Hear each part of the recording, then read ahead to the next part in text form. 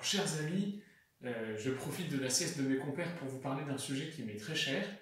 Pour cela, je vais avoir besoin d'un tableau et d'un frisbee.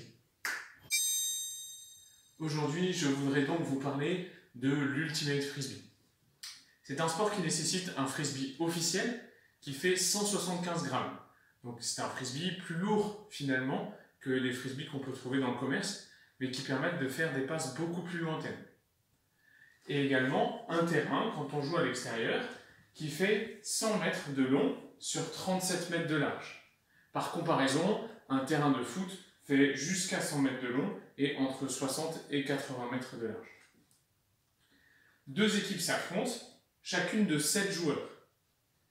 Le but est très simple, c'est pour une équipe d'aller amener le frisbee dans la zone adverse. Et on marque un point quand un joueur de l'équipe fait une passe à un de ses coéquipiers dans la zone adverse. Simplement, il y a plusieurs contraintes pour pouvoir y arriver. La première et la plus importante, c'est que dès qu'un joueur attrape le frisbee, il n'a plus le droit de courir. Il a simplement le droit à un pied pivot autour duquel il peut pivoter pour faire sa passe, mais il n'a plus le droit de courir. C'est à ses coéquipiers de se démarquer pour recevoir à leur tour le frisbee.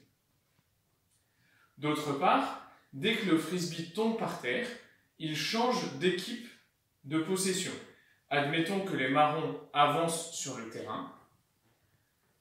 Si le lanceur rate son lancer, si le receveur rate sa réception, ou même si un des adversaires se trouve sur la course du frisbee et touche le frisbee et le fait tomber par terre, c'est l'autre équipe, à ce moment-là, les oranges, qui vont récupérer le frisbee là où il est tombé.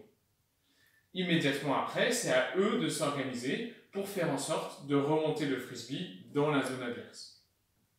Vous comprenez donc qu'il y a beaucoup d'allers-retours en fait, jusqu'à ce qu'une équipe, enfin, parvienne à réussir une passe dans la zone et à marquer le point.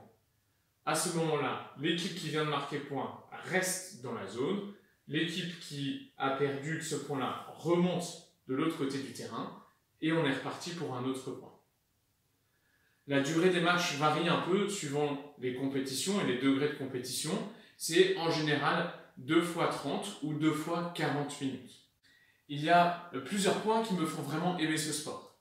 D'une part, le fait qu'il n'y a pas de contact. En fait, les joueurs ne se rentrent pas dedans. Un adversaire peut gêner, se mettre devant le joueur, mais jamais ne le toucher. Le deuxième point, c'est que c'est auto-arbitré. L'ensemble des joueurs doivent connaître les règles. Donc, s'il y a un contact à un moment, celui qui a subi le contact doit appeler la faute. Il doit oser faire ça. Et c'est pas évident. Ils doivent ensuite discuter, les deux joueurs impliqués, pour se mettre d'accord. Il faut être de bonne foi. Ça, c'est un des grands principes de l'Ultimate. Si jamais les perceptions sont trop différentes, on revient à l'action précédente et on relance le match. Le troisième point, c'est que ce sont des équipes mixtes, ce qui évite des envolées de testostérone comme dans d'autres sports. Enfin, c'est un sport qui permet de déployer plusieurs aptitudes. Il faut être assez adroit de ses mains pour lancer le frisbee, que ce soit en revers ou de l'autre côté en coup droit. Il faut pouvoir lire la courbe d'un disque pour être à la réception au bon moment et au bon endroit. Il faut savoir avancer rapidement, faire des feintes et être intelligent pour que sans contact, je puisse être devant mon adversaire pour attraper le frisbee.